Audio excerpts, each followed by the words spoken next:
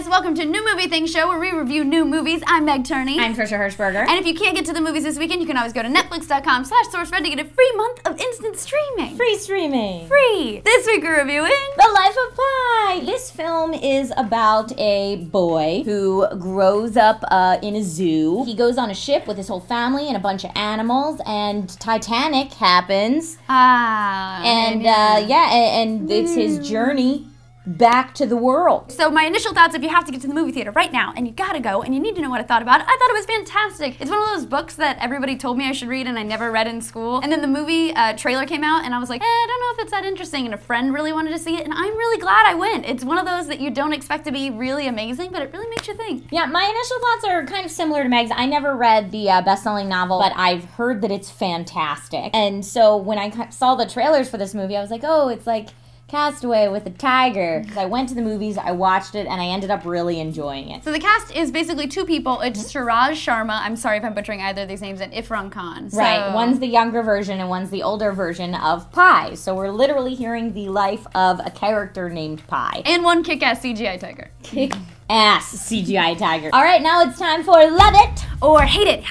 Ow! For my Love It, besides the fact that this movie was visually stunning, because it absolutely was, my Love It is how much this movie makes you think. And I don't want to give away too much because I don't want to give away any spoilers for anyone who hasn't seen it, but it makes you question religion, reality, human nature, evil, all of this stuff together. And it's one of those movies that leaves you thinking about it days later, which in my opinion makes a great film. As far as my Hate It goes, there wasn't much to hate except for at times I felt it went on a little long. The exposition was really long, but totally necessary for the film, I thought. My Love It, I would have to say it is the 3D was gorgeous. This film was absolutely beautiful. Whenever I go see a 3D film, I'm pissed off I have to put it on top of my glasses and enjoy the film like this. Yeah, it left marks on my nose. But it was absolutely worth it. It was so well done. It didn't seem like flat or, I'm not actually sure if the film was shot in 3D, but it didn't seem, sometimes you can tell when scenes are converted and they look very weird. Yeah, no, it didn't seem like that at all. So it was beautifully done by Ang Lee. And my Hate It would have to be, I thought there were parts when he was interacting with Richard Parker, the tiger, that I was like, just kill the tiger! Like, come on! And there's a lot of startle factor with the 3D tiger, where you're yeah. like, oh, here's a hole,